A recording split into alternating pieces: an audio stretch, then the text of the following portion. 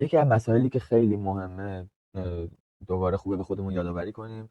که در حال حاضر طبق آمار همونطور که میدونین در سالهای اخیر تو ایران تلفن‌های همراه دیگه به دست تمام آدم‌ها افتاده. یعنی به سن دیگه ربطی نداره، یه جوری آدم 5 ساله هم الان گوشی دستشه و داره در لحظه الگو میگیره. و طی این الگویی که داره میگیره، وقتی ما به این درجه میرسیم که باز طبق آمار به این نتیجه میرسیم که اکثریت اونها، یعنی یه جورایی همه اونها دارن الان به موسیقی هیپ هاپ و رپ گوش میکنن،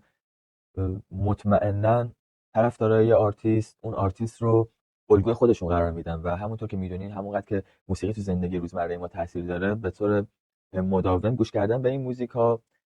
تاثیراتی رو در ذهن ما میذاره، به خصوص موسیقی های با کلام که کلامش مستقیما میتونه سازنده یه سری افکار در ما باشه. در این حالت آرتیست به عنوان یک کسی که داره در واقع کار هنری میکنه و فرهنگی میکنه، به عنوان یه شخصی که مسئول در قبال وظایف خودش با این موضوع در ارتباطه که وقتی به این آگاهی میرسه که حرف من چقدر داره روی آدمای یک اجتماع تاثیر میذاره و تو تخریبشون، میتونه مطمئنا به صورت بهتری به قضیه نگاه کنه و روند کاری خودش رو پیش ببره.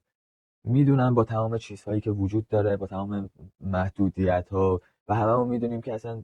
مشکل اصلی مشکل مدیریتی توسط کسایی که متخصصشن، جایگاهشون اینه، باید می‌نشستن و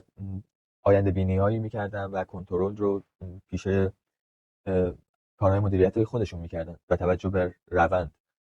حالا به هر حال در واقع آرتیست تولید کننده محسوب میشه. وقتی ما با چنین حجم زیادی از تاثیر روبرو هستیم، مطمئنا تولید کنندگان نقش اصلی در چنین جریانی دارن. حالا در ادامه مسائلی که دیگه‌ای که وجود داره اینه که ترویج رابطه‌های نامشروع در سنین پایین و سن زیر سن قانونی، و این داره توسط یه سری از آرتیست‌ها دیده میشه، بسیار مخرب. آرتیستایی که به اصطلاح فن خودشونو دارن به صورت بسیار تعصبی، و اونا هم باید به این مسئله خیلی دقت کنن و بتونیم یه روند بهتری رو داشته باشیم. خلاصه خارج از تمام تاثیراتی که داریم میگیریم، تمام تاثیراتی که داشتیم، ما اصلا تقاضای اصلی ما از افراد رده بالاست در کل، ولی خب ما سعی میکنیم که بتونیم تاثیر خودمون رو بذاریم و باز هم این موضوع رو بهش اشاره میکنیم. خوشحال میشیم از هر بازخوردی، از هر سوالی که بتونه در این روند تأثیری بذاره، چون هدف اصلی ما